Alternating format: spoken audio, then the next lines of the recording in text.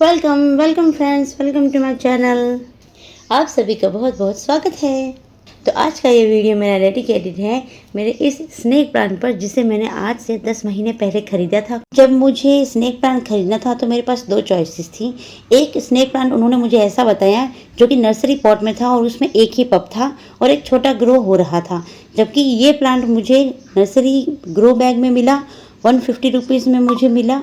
और इसमें जो है बहुत सारे पप्स भी निकले हुए थे और मैच्योर लीव्स भी थी। बिगिनर्स के लिए ये बहुत ही अच्छी चॉइस है। स्नेक प्लांट बहुत ही हार्डी प्लांट होता है, इसे प्रोपोगेट करना भी बहुत आसान है। इसी वीडियो में हम आगे भी देखेंगे। वैसे तो नर्सरी से लाए हुए प्लांट्स को घर में एडजस्ट होने के लिए 5-6 दिन तक ग्रो बैग में ही रहने देते हैं, लेकिन स्नेक प्लांट को आप घर पर लाने के बाद तुरंत रिपोर्ट कर सकते हैं, खासकर तब जब यह प्लास्टिक बैग में हो या फिर छोटे तंग गमले में हो, पत्तियां इसकी मुड़ी हुई हो और सबसे मोस्ट इम्पोर्टेंट प्लांट हमारा रूट बाउंड हो। जैसा कि आप देख रहे हैं कि इस प्लांट का ग्रो बैग हटाने के बाद मुझे तो इतना अच्छा लगा कि इतने सारे प्लांट्स मुझे मिल गए हैं, तो मैंने तो फटाफट से उठाई कैंची और इसका कर दिया हैप्पी बर्थडे। घर पर लाने के बाद में प्लांट को आप देखें कि अगर जड़ें गमले से बाहर आ रही हैं, मिट्टी बिल्कुल टाइट हो गई है, तो उसको तुरंत रिपोर्ट कर दीजिए। वैसे तो स्नेक प्लांट बहुत ही हार्डी प्लांट होते हैं, इसे रिपोर्ट करने का सबसे अच्छा समय स्प्रिंग का या गर्मी सीजन का होता है। लेकिन अगर आप कुछ टिप्स का ध्यान रखें तो किसी भी मौसम में आप प्लांट खरीदें और उसे रिपोर्ट करके प्लांट को आप हमेशा के लिए सेव कर सकते हैं अपने पास। बातों बातों में मैंने हैप्पी बर्थडे तो इसका कर दिया है। मिट्टी बहुत टाइट हो गई थी, धीरे धीरे इसकी जड़ों को मैं काटती गई और प्लांट्स की जो मेन रूट्स हैं उसको बिल्कुल भी डिस्टर्ब नहीं करना है आपको। इस प्लांट की जड़ें जो हैं वो ज़्यादा गहराई में नहीं जाती हैं, बल्कि गमले की सतह पर ही फैलती रहती हैं। ऐसी जड़ें अक्सर सूखे के प्रति संवेदनशील होती हैं और आसानी से उखड़ भी जाती हैं। इस तरह के रूट्स को पानी की आवश्यकता बहुत कम होती है, क्योंकि अधिक नमी से यह जड़ें सड़ जाती हैं।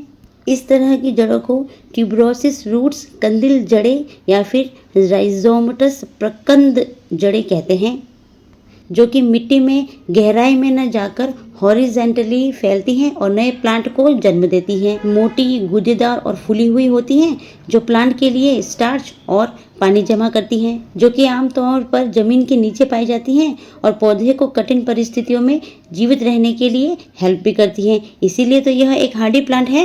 इस तरह की जड़ों को टाइट जगह पसंद होती है, इसीलिए रिपोर्ट करते समय ज़्यादा बड़े गमले का चुनाव बिल्कुल भी ना करें। इन्हें अच्छी वेल ड्रेन सॉइल, रेतीली मिट्टी पसंद है, क्योंकि पानी जमा होने पर जड़ें भूरी हो जाती हैं, नरम हो जाती हैं और फिर सड़ने लगती हैं और पौधा फिर धीरे धीरे मरने लगता है। तो बातें करते करते मैंने इसकी सारी मिट्टी को जो है निकाल लिया है। जो नर्सरी वाली चिकनी मिट्टी होती है उन्हें हटा देंगे। बाल्टी में पानी रखकर इस प्लांट को मैंने कुछ देर के लिए पानी में रखा है और रूट्स आप देख सकते हैं। मैं ये चेक कर रही हूँ कि प्लांट मेरा रूट बाउंड है, तो इसमें रूट्स खराब तो नहीं हुई हैं अंदर से। कम 10-15 मिनट के लिए मैंने इस प्लांट को पानी में रखा था, ताकि रिपोर्टिंग करते समय मिट्टी जो मैंने हटाई है तो उससे प्लांट मेरा ज़्यादातर शॉक में न चला जाए। इसके अलावा प्लांट और मिट्टी का चुनाव करते समय इस बात का भी आप ध्यान रखें कि आप इस पौधे को कितना समय दे सकते हैं, साथ ही आपके यहाँ का वातावरण कैसा है। अगर आप प्लांट को घर में इंडोर रख रहे हैं जहाँ पर ब्राइट लाइट है या इनडायरेक्ट सनलाइट आती है, तो वेल ड्रेन सॉइल तो आपको बनानी ही है। साथ ही में आपको ये ध्यान रखना है कि उसमें मॉइस्चर बना रहे, कि पौधा पानी की कमी की वजह से भी मर सकता है। इसके लिए आपको 50% गार्डन सॉइल, 25% रेत या परलाइट और 25% वर्मी कंपोस्ट आप ले सकते हैं। अगर आप प्लांट को बाहर आउटडोर की तरह ग्रो कर रहे हैं और प्लांट आपका गमले में है, साथ ही सुबह और शाम की धूप भी मिल रही है, तो पॉटिंग मिक्सचर में आप थोड़ा सा कोकोपीट मिक्स कर लें, जिससे कि पौधे को नमी मिलती रहेगी और वह पूरी गर्मी हरा भरा होता रहेगा। जब ये प्लांट मैं खरीद कर लाई थी तब मैंने कोई नया गमला नहीं खरीदा था, बस मेरे पास एक बर्नी थी जो मेडिकल स्टोर पर आसानी से मिलती रहती है मुझे, तो उसको मैंने हाफ कट कर लिया, नीचे बहुत सारे ड्रेनेज होल बना लिए और उसके बाद जो पत्थर रहते हैं उनको मैंने नीचे एक लेयर बिछा ली। पॉटिंग मिक्स मैंने आपको जैसा बताया है वैसा ही बनाया है। मेरे यहाँ पर मैं इस प्लांट को इंडोर की तरह ग्रो कर रही हूँ, तो इसमें मैंने गार्डन सॉइल, सैंड, हल्का सा कोकोपीट और वर्मी कंपोस्ट। पॉटिंग मिक्स को बनाते समय इस बात का ज़रूर ध्यान रखें कि उसका टेक्सचर बहुत अच्छा हो। इसके लिए मैं क्या करती हूँ ना कि सारे पॉटिंग मिक्स को मिक्स करके छन्नी से छान लेती हूँ। इससे मुझे सबसे बड़ा फ़ायदा ये होता है कि पौधों में मुझे गुड़ाई करने की आवश्यकता बहुत कम होती है। आगे मैं आपको और भी ऐसे प्लांट्स दिखाऊंगी मेरे वीडियो में जिनमें मैं बिल्कुल भी गुड़ाई नहीं करती हूँ, लेकिन प्लांट मेरे बहुत हेल्दी हैं। अगर आप वीडियो में यहाँ तक पहुँच गए हैं तो आपका मेरी तरफ से बहुत बहुत धन्यवाद है। और चैनल पर नए हैं तो चैनल को ज्वाइन कर लीजिए, कमेंट कर दीजिए, लाइक कर दीजिए। वातावरण, मिट्टी, पानी, खाद के साथ साथ एक और चीज़ भी ज़रूरी है। शुरू में जब मैंने प्लांट खरीदा था तो मुझे फंगीसाइड का ज़्यादा नॉलेज था नहीं और मेरे पास अवेलेबल भी नहीं था, पर मैं नर्सरी से ये चीज़ ज़रूर खरीद कर लाई थी। ये है नीम खली। जी हाँ, आप सभी को तो पता ही है कि नीम खली का यूज़ मुख्य रूप से मिट्टी को उपजाऊ बनाने के लिए, पोषण देने के लिए और हानिकारक कीटों और फंगस से पौधों को बचाने के लिए करते हैं। यह एक जैविक खाद भी है जो मिट्टी की बनावट को सुधारती है, जड़ों को मजबूत करती है, नेमाटोड्स और फंगस से मिट्टी को बचाती भी है। नाइट्रोजन, फास्फोरस, पोटेशियम और अन्य सूक्ष्म पोषक तत्व होते हैं जो पौधे की वृद्धि के लिए बहुत ज़रूरी होते हैं। यह एक बहुत ही अच्छा ऑर्गेनिक फर्टिलाइज़र है। मिट्टी में मिक्स करने के बाद अब प्लांट को जो है ऊपर से मैंने थोड़ी और मिट्टी से ढक दिया है। अब हम देखेंगे जादू। नॉर्मल नल का पानी जो है मैंने एक बोतल में भर लिया है और अब मैं इसको प्लांट में डाल रही हूँ। देखा आपने कैसे फरवरी के महीने की तरह फुरफुर करके नीचे चला गया? कोई बात नहीं, एक और बार ट्राई करते हैं। ये देखा आपने, बीच में गड्ढा बन गया है। वो इसलिए क्योंकि मिट्टी में मैंने मिलाया था कोकोपीट और वो था बहुत ही हल्का। धीरे धीरे देखभाल के साथ मेरे इस प्लांट में आया है सबसे पहला छोटा वाला बाबू, और ये कितना प्यारा लग रहा है और जल्दी से ही जो है इतना बड़ा भी ये हो गया है। धीरे धीरे इस प्लांट में जैसे जैसे ग्रोथ होती रही मुझे लगा कि अब ये प्लांट इतना बड़ा हो गया है, फिर से रूट बाउंड। Oh no! अगर आप भी अपने स्नेक प्लांट में इसी तरह की ग्रोथ चाहते हैं तो उसमें लिक्विड फर्टिलाइजर का यूज़ करते रहें, जिसके लिए मैं अलग से एक वीडियो बनाने वाली हूँ। अब आते हैं इस प्लांट की रिपोर्टिंग पर। जब भी आप प्लांट की रिपोर्टिंग करें तो पॉटिंग मिक्स वैसा ही बनाना है जैसा कि शुरू में हमने बनाया था। गमला में मैं वही लेने वाली हूँ जो शुरू में मैंने लिया था, बस इसमें से कुछ प्लांट्स को मैं डिवाइड करके दूसरे गमले में लगाने वाली हूँ। स्नेक प्लांट की रूट्स को कटिंग करते समय या उसे रूट डिवीज़न के द्वारा नए प्लांट बनाते समय आपको सबसे पहले ध्यान रखना है कि जिस औजार का यूज़ आप कर रहे हो वह साफ़ होना चाहिए। तेज़ चाकू या कैंची का यूज़ आप कर सकते हैं। पौधे को जड़ों समेत बाहर निकाल दें। उलझी हुई जड़ों को अलग अलग कर लें। अगर जड़ें सड़ चुकी हैं या भूरी हैं या नम हैं तो उनको भी काट कर हटा दें। पत्तियां अगर नीचे की तरफ से पीली हो रही हैं, सड़ रही हैं, तो उनको भी आप हटा दीजिए। देखो ये वाला पत्ती जो है ख़राब होने वाला है, तो इसे हम नेक्स्ट बिल्कुल भी यूज़ नहीं करेंगे। चाकू, कैंची या कटर, जिस भी औजार का आप यूज़ कर रहे हो उसे अल्कोहल या डेटॉल से पहले सैनिटाइज कर लीजिए। यदि आप प्लांट को जड़ों से डिवाइड कर रहे हैं तो सुनिश्चित करें कि प्रत्येक पार्ट में कम से कम 2 या 3 पत्तियां ज़रूर हो।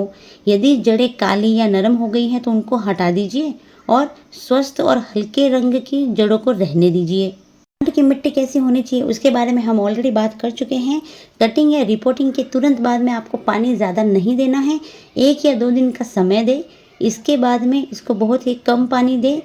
प्लांट को रिपोर्ट करने के बाद आपको इसे तेज़ धूप में बिल्कुल भी नहीं रखना है। आप ऐसी जगह रखें जहां इसे ब्राइट इनडायरेक्ट लाइट मिलती रहे। रूट बाउंड स्नेक प्लांट की रूट्स जो हैं वह गमले का आकार ले लेती है, जो ज़्यादातर प्लास्टिक के गमलों को फुला देती है और मिट्टी के गमलों को तोड़ देती है। रूट बाउंड होने पर यह पौधा 3 तरह के संकेत देता है। सबसे पहला, न्यू पप्स तो ग्रो करता है, लेकिन अगर पप्स आपके खराब हो रहे हैं। दूसरा, पत्तियां इसकी जो है नीचे की तरफ से पीली होती जा रही हैं। तीसरा, इसकी पत्तियां जो है मुड़ रही हैं, कड़क होती जा रही हैं। इसका मतलब यह हुआ कि पौधे ने गमले को पूरा जड़ों से भर लिया है और जितना भी आप उसमें पोषण दे रहे हो वह उसके लिए कम पड़ रहा है। तो अब तो हमें रिपोर्टिंग करनी ही पड़ेगी। रिपोर्टिंग के 6 महीने बाद फिर से मेरा ये प्लांट जो है इतना हरा भरा हो गया है। मैंने पत्तियों से ग्रो किया है, कटिंग से ग्रो किया है। अब बात करते हैं इसके प्रोपगेशन की। तो स्नेक प्लांट को प्रोपोगेट करने के लिए आप कटर, कैंची, चाकू किसी का भी यूज़ कर सकते हो। बस प्लांट की एक बड़ी सी पत्ती कट कर लीजिए, उसे छोटे छोटे टुकड़ों में काट लीजिए। ध्यान रहे निचला हिस्सा कौन सा है और ऊपर का हिस्सा कौन सा है। पत्ती को 1 दिन का रेस्ट दीजिए ताकि उसके कटिंग वाले पार्ट पर कैलस बन जाए, एक सूखी परत बन जाए, जिससे कि पत्ती हमारी सड़न से खराब नहीं होगी। उसके बाद में आप इसे मिट्टी और पानी दोनों में लगा सकते हैं। प्लांट की कटिंग को अगर आप मिट्टी में लगा रहे हैं तो सेम वेल ड्रेन सॉइल का आपको यूज़ करना है और कटिंग को ब्राइट इनडायरेक्ट लाइट में रखना है। मिट्टी की परत 1-2 इंच सूख जाने पर ही आपको पानी देना है, ओवर वाटरिंग नहीं करना है। कटिंग को मिट्टी में सीधा लगाना है और कटिंग के नीचे वाले पार्ट को लगाना है, उल्टा नहीं लगाना है। कटिंग्स में जड़ें पकड़ने के लिए 6 से 8 हफ्ते लग सकते हैं। यह समय वातावरण पर भी डिपेंड करता है। ऐसे ही मैंने एक बार इस प्लांट की पूरी पत्ती को ग्रो करने की कोशिश की। इसके लिए प्लांट की एक हेल्दी कटिंग मैंने ले ली। पत्ती जो है हमारी सॉफ्ट होनी चाहिए, बीच में से कटी फटी नहीं होनी चाहिए। जहाँ से कट किया है वहाँ पर इन्फेक्शन ना हो, इसके लिए मैंने हल्दी लगा दी। उसके बाद इस पूरी पत्ती को मैंने पानी में प्रोपोगेट किया और मुझे बहुत ही अच्छा रिजल्ट मिला। ये देखिए रिजल्ट मैं आपको शेयर कर रही हूँ। मेरे शॉर्ट वीडियो में काफ़ी बार मैंने इस प्लांट की कटिंग्स को दिखाया है। अगर इस प्लांट की कटिंग को आप पानी में ग्रो कर रहे हैं तो ध्यान रहे कि पानी में इस पत्ती का सिर्फ 1/4 हिस्सा ही रहे। हर हफ्ते 2 हफ्ते में पानी को बदलते रहें। जिस कंटेनर में आप लगा रहे हैं उसे भी आपको वॉश करते रहना है। अब वीडियो मेरी है और ऊट-पटांग हरकतें ना हो, ऐसा तो हो ही नहीं सकता। तो मैंने प्लांट की कुछ कटिंग को अलग अलग कंटेनर में न लगाकर कुछ माला की तरह पिरो दिया और एक हैंगिंग बास्केट में एल्यूमिनियम वायर की सहायता से इस तरह से इनको मैंने सेट कर लिया। इसमें भी मुझे बहुत अच्छा रिजल्ट मिला। धीरे धीरे प्लांट की कटिंग ग्रो होती रही और इस प्लांट की कटिंग को मैंने आते जाते इधर उधर डोनेट करते रही। और आपको तो पता ही है कि मुझे पौधे बांटने का कितना शौक है। धीरे धीरे करके मैंने इतने सारे कटिंग लगा लिए और बहुत ही प्यार से उन्हें धीरे धीरे बांटती भी गई। काटने कटाने और उगने उगाने के चक्कर में मेन पौधा तो मैं भूल ही गई। तो ये है मेरा मेन पौधा जो आज कुछ ऐसा दिखता है। फिर से 3 महीने बाद इस प्लांट ने पूरे गमले को भर दिया। क्या करूं मैं। साथ ही में आप देखिए मेरे ये छोटे छोटे प्लांट्स। इस प्लांट की एक अपनी ही कहानी है। इस प्लांट को एक छोटे से पप की मदद से मैंने ग्रो किया था। ये देखिए ये प्लांट मुझे किसी ने दिया था और चैलेंज भी दिया था कि इसको थोड़ा ग्रो करके दिखाओ। तो इसके साइड साइड की पत्तियों को मैंने हटा लिया। उस समय मेरे पास ये छोटा सा दही वाला कंटेनर ही था। भाई अब कबाड़ से जुगाड़ करना तो मेरी आदत है। मिट्टी के बारे में हम ऑलरेडी बात कर चुके हैं। बस फटाफट से मिट्टी को लगाती गई और प्लांट को इसमें प्रोपेगेट कर दिया और लगभग 2-3 महीनों में इस प्लांट ने मुझे बहुत ही अच्छा रिजल्ट दिया और आज ये ऐसा दिख रहा है जैसा कि आपको स्क्रीन पर शो हो रहा है। हाँ, ये प्लांट मुझे वैसे उस बंदे ने खुद ही गिफ्ट कर दिया। रक्षाबंधन का गिफ्ट बोल के कि तुम खुद ही रख लो। बताओ, ऐसे भी मेरे दोस्त हैं। धीरे दिन बीतते गए और ये प्लांट अब कुछ ऐसा दिखता है। साथ ही में मेरे पतिदेव ने मुझे कुछ प्लांट गिफ्ट किए, कुछ मैंने कटिंग से लगाए जो कि देख लीजिए आप कितने प्यार से हैं। और ये वाला ड्वार्फ स्नेक प्लांट मैं कैसे भूल सकती हूँ। अब इसमें 2 और छोटे छोटे पप्स निकल रहे हैं और अब स्क्रीन पर होने वाली है एक ग्रैंड एंट्री। जी हाँ, इसकी तो अपनी एक कहानी है भाई। हमारी एक फ्रेंड है जो हमारे घर पर आई और उसे मेरा ये वाला पौधा बहुत पसंद आ गया। तो बस मुझे क्या चाहिए था, मुझे तो बहाना चाहिए इधर से उधर घूमने का प्लांट लेकर। तो प्लांट को मैंने थैली में डाल लिया, गाड़ी पर बैठी और फटाक से पहुंची हमारे भाभी जी के घर पे। प्लांट उनको गिफ्ट किया और मुझे तो अंदाजा ही नहीं था कि रिटर्न में मुझे ये मिलने वाला है। अरे वाह, कितना प्यारा प्लांट है। ये क्या हुआ, मैंने पूछा भाभी ये क्या हो गया है। तो उन्होंने बताया कि मेरे गार्डन में तो चूहों ने इतना परेशान कर रखा है कि काट काट कर चले जाते हैं। तो मैंने कहा चलो कोई बात नहीं, इसका भी एक उपाय हम आपको बता देते हैं। आपके घर में दालचीनी तो होगी, दालचीनी लाइए, उसका पाउडर बनाइए और उसे गमलों के आसपास छिड़क दीजिए। उसकी स्मेल से न तो चींटियाँ आएंगी न ही चूहे आएंगे। हाँ जी, दालचीनी जो हम घर में यूज़ करते हैं ना, वही दालचीनी। इसका लिक्विड फर्टिलाइज़र बनाकर आप मिट्टी में भी डाल सकते हैं। यह भी एक बहुत ही अच्छा फंगिसाइड और फर्टिलाइज़र का काम करता है। जी हाँ, ये कोई टोटका नहीं है। एक्चुअल में चूहों को दूर रखने के लिए दालचीनी एक प्रभावी और नेचुरल उपाय है। इसकी तेज़ गंध चूहों को परेशान करती है और उनको दूर भगाती है।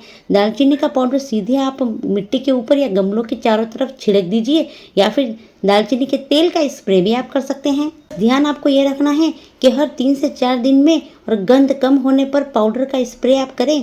गीली मिट्टी में ज़्यादा दालचीनी का यूज़ मत कीजिएगा। ज़्यादा यूज़ करने से पौधे आपके खराब भी हो सकते हैं। तो अब चलाते हैं हम वापस अपने घर पे। ये वाले प्लांट आप जो देख रहे हैं, ये सारे प्लांट मेरे इंडोर की तरह यूज़ हो रहे हैं।